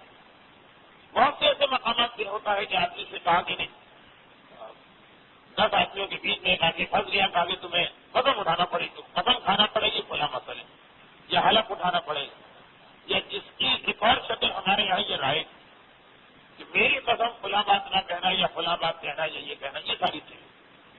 تو انہوں نے مجھ سے پوچھا تھا کہ کیا کریں, اس میں ہمارے لیے کیا راستہ. تو ان کو 2 مسئلے بتائے گئے تھے. دونوں مسئلے جو ہیں کسی نے ان پر اعتراض کیا. اب یہ کہ دوسری فقوں میں کیا مسئلہ ہے اس سے میرا کوئی تعلق نہیں.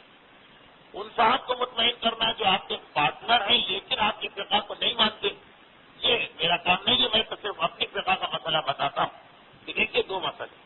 پہلا مسئلہ یہ ہے کہ دونوں چیزیں منت اور قسم, اس کا اصول یہ کہ وہی منت اور وہی قسم اسلام میں صحیح جو انسان دل کی نیت اور ارادے سے کرے. وہی مسئلہ جو ہمارے یہاں طلاق کا مسئلہ, کہ طلاق کا لفظ زبان پہ نہ اور نیت نہیں ہے طلاق دینے کی, تو وہ طلاق ہمارے نزدیک بالکل غلط, وہ ہوئی ہی نہیں طلاق. اس کے لیے خالی لفظ نہیں نیت ہونا ضروری. اسی طرح قسم کھانا, اگر آپ کی نیت ہے سوچ سمجھ کے کہ میں خدا مسئلے پہ قسم کھاتا ہوں اور اس کی پابندی کروں گا, یہ سوچ کے آپ قسم کھائیں تو وہ قسم اسلام میں صحیح قسم. لیکن اگر آپ لفظ قسم زبان پہ لا رہے ہیں, نیت ہے کہ نہیں میں یہ چیز پہ قسم نہیں کھانا چاہتا ہوں, یہ اس چیز کے لیے میں حلف نہیں اٹھانا چاہتا ہوں, مگر کہا جا رہا ہے کہ قسم کھاؤں, تو اب یہ قسم ہی نہیں ہوئی. اور یہی مسئلہ منت کا, کہ آپ سے کوئی کہے کہ تمہیں منت کرنا پڑے گی اور آپ کا دل راضی نہیں, تو یہ منت نہیں مانی جاتی. لیکن آپ کو معلوم ہے کہ بعض مسلمان فرقے ایسے جن کے یہاں طلاق کی حد تک تو مجھے معلوم کہ اگر زبردستی شوہر سے کہا کہ تمہیں طلاق دینا, اس کے سینے پہ پستول رکھتی کہ کہو طلاق, اور اس نے مجبوری کے عالم میں طلاق کہی, تو وہ لوگ یہ کہتے ہیں کہ یہ گناہ تو ہے کہ تم نے کیوں مجبور کیا, لیکن طلاق ہو گئی. ہمارے یہاں مسئلہ ہے کہ نہیں, مجبوری کے عالم میں جو وہ کہہ بھی دے کہ میں طلاق دیتا ہوں وہ طلاق نہیں, مذاق کے عالم میں کہے بھی کہ میں طلاق دیتا ہوں وہ طلاق نہیں, بغیر نیت کے اس کی زبان پہ لفظ طلاق آ جائے وہ طلاق نہیں ہو. لیکن آپ کو پتا ہے کہ باقی کے یہاں تو اتنا سنجیدہ مسئلہ کہ ایک ایکٹر نے ایک ایکٹریس کو ڈرامے کے بیچ میں کہا طلاق طلاق طلاق، تو وہ پورے پاکستان کا مسئلہ بن کے رہ گیا کہ طلاق ہوئی ہے نہیں. تو یہ ہے کہ لیکن ہماری فقہ اس معاملے میں بالکل واضح کہ غصے میں، خوشی میں، یعنی مذاق میں یا بغیر نیت، یہ نیت نہیں ہے کہ میں اس کو اپنی بیوی سمجھ کے طلاق دے رہا ہوں. نیت ہی نہیں ہے طلاق کی، صرف زبان پہ لفظ طلاق آتا ہے، اس کی کوئی حیثیت نہیں. یہی مسئلہ ہمارے یہاں منت کا ہے، یہی مسئلہ ہمارے یہاں پسند کا ہے. تو پہلی بات تو یہاں پہ ختم ہو گئی. اچھا خیر، اگر کوئی اس کو نہ بھی مانے تو آئیے دوسری بات. قرآن کریم یہ کہہ رہا کہ اگر تم نے کوئی قسم کھائی اور اس کے بعد اس منت کو، اس قسم کو تم توڑ رہے، خلاف ورزی کر رہے، تو اب یہ گناہ کیسے معاف ہو؟ ہم نے قسم تو کھا لی، ابھی تو میں نے مثال دی کہ وہ قسم ہی نہیں ہوئی. لیکن چلے اب میں وہ مثال دوں کہ آپ نے صحیح قسم کھائی. مثلا جو دیندار لوگ ہیں وہ بہت سے مستحبات کی پابندی کے لیے قسم کھا لیتے ہیں. اب جیسے ہمارا دل کہتا ہے نماز شب پڑھنے کا، ہمیں پتا ہے کہ شیطان بیٹھا سکتا ہے عین ٹائم پر کر رہی ہے تو مستحب نماز یاد چھوڑ دو. تو طریقہ یہ کہ نجف کے مراتے مجتہدین طالب علم اس طریقے سے پابندی کرتے ہیں کہ میں منت کرتا ہوں یا قسم کھاتا ہوں کہ اگر نماز شب میں نے چھوڑ دی تو میں فلاں عمل انجام مثلا 100 رکعت نماز پڑھوں تاکہ اب وہ نماز شب مستحب نہ رہے، واجب ہو جائے. اور واجب کام کرنا ہی، یہ صرف دیندار لوگوں کی بات. لیکن لوگ تو سینکڑوں واجبات نہیں کرتے، تو یہ جو مستحب واجب بنا ہے ان کے لیے کیا حیثیت رکھتا. لیکن وہ لوگ جو خود چاہتے ہیں کہ کوئی فضیلت والا کام ملے، لیکن پتا ہے کہ ہر وقت میں شیطان بتا سکتا ہے اگر یہ تو مستحب ہے آج چھوڑ دو کل کر لینا، تو اس کو واجب بنانے کا ایک طریقہ. اسی طرح ایک آدمی سگریٹ چھوڑنا چاہتا، سگریٹ نہیں چھوٹتی ہے، قسم کھا لی کہ خدا کی قسم آج کے بعد سگریٹ نہیں پیوں گا، تاکہ اب اسے پتا چل جائے کہ اب اگر میں نے سگریٹ پی تو مجھے قسم توڑنے کا کفارہ دینا پڑے گا. تو مسئلہ یہ بنا کہ اگر آدمی کوئی قسم کھا لے، اس وقت تو قسم صحیح کھائی، ارادہ بھی تھا کہ یہ قسم کی مجھے پابندی کرنا، سوچ سمجھ کے قسم کھا رہا، بعد میں مجبور ہو گیا، اتنا دل نے مجبور کیا کہ سگریٹ اس نے پی لی. کیا مثلاً قسم کھائی کہ میں جو والدین کی خدمت اسلام میں ایک مستحب کہ مثلاً میں روزانہ والدین کو 100 روپے دوں گا ایک ثواب کی خاطر. بات میں اتنی حیثیت تو ہے لیکن اتنا پیسہ دینے کا دل نہ چاہوں، قسم ٹوٹ گئی.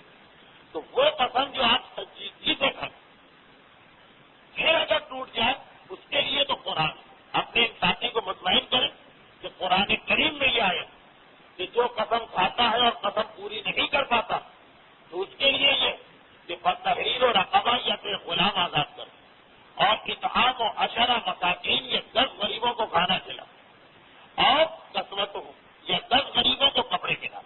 یہ قرآن کریم کی آیت، اس لیے سارا عالم اسلام متفق کہ وہ قسم جو آپ نے صحیح بھی کھائی، اگر آپ قسم کو توڑنا چاہیں، اس قسم کو پورا نہ کرنا چاہیں، اس کا طریقہ یہی ہے کہ 3 میں سے کوئی ایک کفارہ دے. غلام آج کل تو آزاد نہیں ہو سکتے، اب کیا کہ 10 غریبوں کو کھانا کھلائیں، یہ 10 غریبوں کو کپڑے پہنائیں.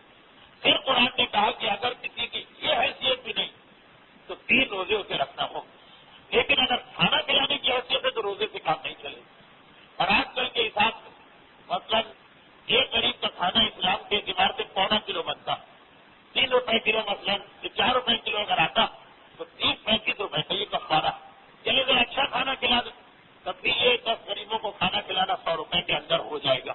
اور یہ قرآنی آیا، یہ کوئی شیعہ سنی آغا کوئی امام خمینی کا مسئلہ نہیں، یہ قرآن کی واضح آیت ہے کہ جو آدمی اپنی قسم کو پورا نہ کرے اس کا یہ گناہ معاف ہو سکتا ہے 10 غریبوں کو کھانا کھلا کر یا 10 غریبوں کو کپڑے پہنا کر. یہ اسلام کا ایک مسئلہ ہے، اسلام کا ایک حکم ہے جس کی پابندی اگر آپ کر لیں تو آپ کا قسم توڑنے کا گناہ ختم.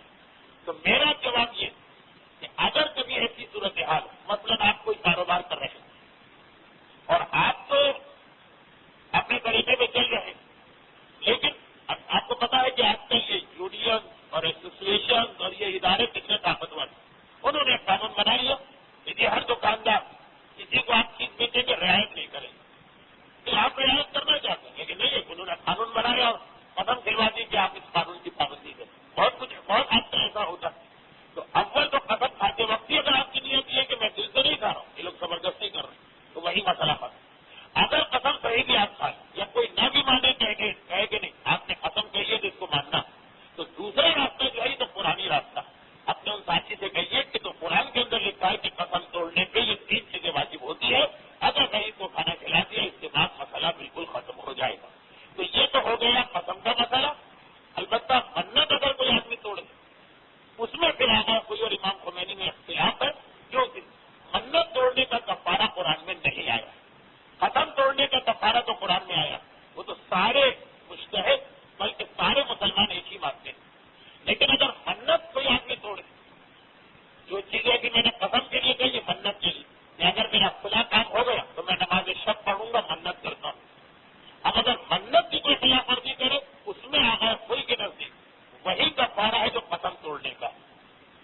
اگر آپ نے توڑ دی اس میں بھی یہی ہے کہ 10 غریبوں کو کھانا کھلا دیں یا 10 غریبوں کو کپڑے پہنا دیں.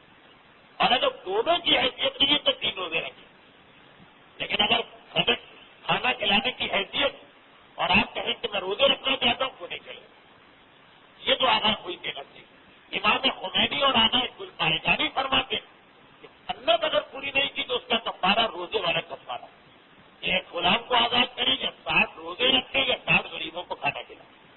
تو اگر آگاہ کوئی کا مقلد اپنی منت کو توڑتا ہے تو 10 غریبوں کو کھانا کھلائے گا. امام خمینی یا آگاہ گلپائے کا مقلد اپنی منت کو توڑتا ہے تو اسے 60 غریبوں کو کھانا کھلانا پڑے گا. منت کی حد تک پہلے میں مان لو کہ اختلاف قسم کے لیے پھر وہی بات کہ قسم میں کوئی اختلاف نہیں ہے. سارے مسلمان متفق ہیں کہ قسم توڑنے کا یہ کفارہ ہے. یہ کفارہ دے دیجیے اس کے بعد وہ گناہ معاف ہو جائے گا. یعنی خدا کی نگاہ ایک بھوکے کو کھانا کھلانا اتنی فضیلت و ثواب کا حامل کہ اس کا نام لے کے جو آپ نے قسم کھائی. قسم صرف اللہ کا نام لے کے کھائی جاتی ہے. اگر اس کا نام لے کے آپ نے قسم کھائی چلے یہاں تیسری بات آ گئی یہیں پہ مجلس ختم. اسی لیے اگر آپ قسم کھائیں بغیر اللہ کا نام لیے تو وہ بھی قسم ہی نہیں ہوئی. مطلب آپ کہیں کہ میں قسم کھاتا ہوں, آپ کہیں کہ میں حلف اٹھاتا ہوں کہ فلاں کام نہیں کروں, یہ تو قسم ہی نہیں ہوئی. جب تک کہ اللہ کا نام ہے کس کی آپ نے قسم کھائی, کس کا آپ نے حلف اٹھایا. قسم میں یہ بھی شرط. تو اگر ایسی قسم کھلوائی جائے جیسے اکثر حکومت کے کاغذات میں ہوتی کہ میں یہ عہد کرتا ہوں, میں یہ حلف کرتا ہوں, اٹھاتا ہوں, میں یہ قسم کھاتا ہوں, یہ نہیں ہے کہ اللہ کا نام ہے, یہ قرآن کی قسم ہے یا رسول کی قسم ہے, وہ قسم بھی بالکل غلط ہے. تو وہ قسم جس میں اللہ کا نام نہ ہو وہ قسم ہی نہیں. اللہ کا نام ہو لیکن دل میں یہ خیال ہے کہ نہیں, یہ میں زبان سے کہہ رہا ہوں, میری نیت نہیں, وہ قسم نہیں.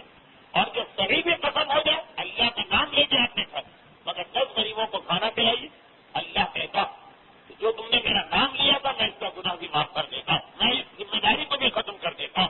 اس لیے کہ ایک بھوکے کو کھانا کھلانا اسلام کی اتنی بڑی عبادت و ثواب, منت, عہد, قسم, روزہ, قتل ان سب کا گناہ معاف ہو جاتا بھوکوں کو کھانا کھلانے. اسلام نے اتنی اہمیت دی, اتنی اہمیت دی.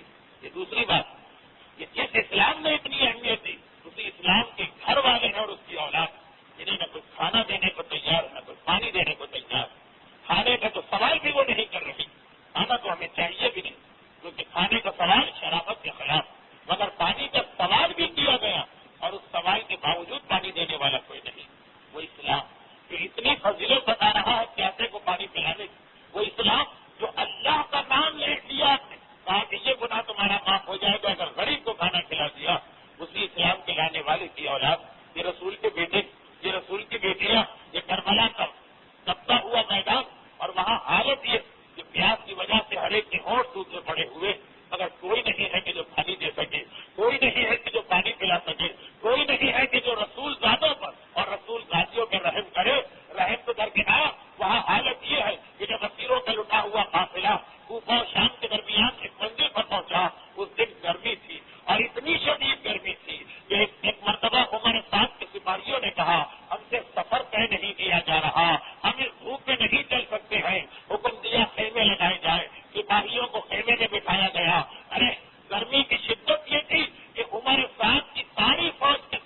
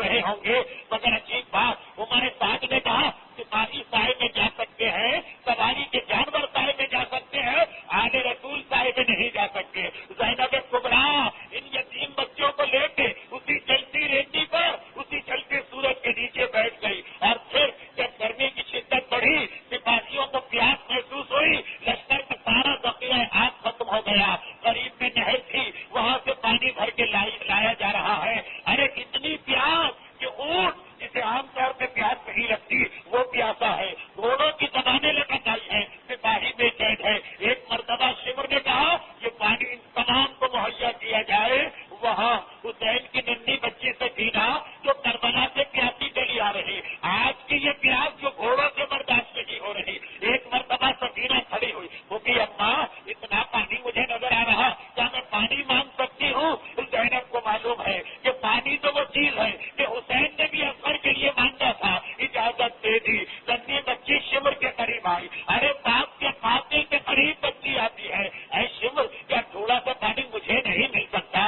ارے شمر اگر پانی نہ دینا تو منع کر دیتا، منع بھی نہ کیا، کہا سکینہ میرے ساتھ ساتھ چلو تو پانی ملے گا۔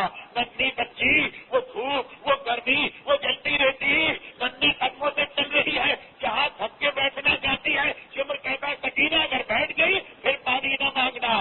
آئے پوری فوج 30,000 کی سکینہ گشت کر رہی ہے، آئے جب سارے سپاہیوں نے پانی پی لیا اب تو مجھے پانی ملے گا؟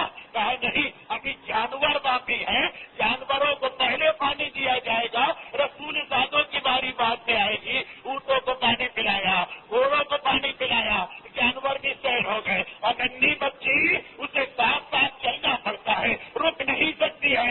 ارے آخر میں پانی کی مشکیں بچ گئی، سکینہ طرف سے آگے بڑھی، اب تو میری باری آ جائے گی، اے شمر مجھے پانی مل سکتا ہے؟ کہا سکینہ ہاتھوں کو تو بڑھانا۔ ننھی بچی نے ہاتھوں کا پیالہ بنا کے ہاتھ آگے بڑھائے، شمر نے ایک مرتبہ مشق کا تسمہ کھولا، مشق کا بہانا کھولا، مشق کو ایک مرتبہ ٹیڑھا کیا، سکینہ نے ہاتھ آگے بڑھائے مگر نہیں، سارا پانی جلتی رہتی میں گرا دیا، اور شمر نے کہا سکینہ اگر ساری دنیا پانی پانی ہو جائے تب تو پانی مل سکتا ہے، حسین کی بچیوں کے لیے میرے پاس پانی کا ایک قطرہ۔ پروردگارا کربلا والوں، خصوصاً حسین کے یتیم بچوں اور بچیوں کے مسائب کا واسطہ، تمام صاحبان ایمان، خصوصاً حاضرین مجلس اور جن مرحومین کے سارے ثواب کی مجلس ہیں، ان کے وارثوں کو دنیا اور آخرت کی ہر مصیبت و پریشانی سے محفوظ فرماؤ۔ پروردگارا میدان کربلا کے ہی شہداء کے لاشوں کا واسطہ، ہمارے جملہ مرحومین خصوصاً جن مرحومین کے سارے ثواب کی آج مجلس اعلیٰ علیین میں نے جوار معصومین سے مدح فرما۔ پروردگارا اس ذکر رسول اور اس ذکر نواز رسول کے واسطہ ہمیں دنیا اور آخرت میں رسول و آل رسول کی شفاعت کا مستحق بنا۔ پروردگارا پیغمبر اسلام کی زندگی کے ان واقعات کا واسطہ ہمیں سیرت رسول کی پیروی کی توفیق عطا فرما، اور ان مظاہر کے انتقام کے لیے اسی رسول کے فرزند اور اپنی آخری حجت امام زمانہ کے ظہور میں تاجی فرما۔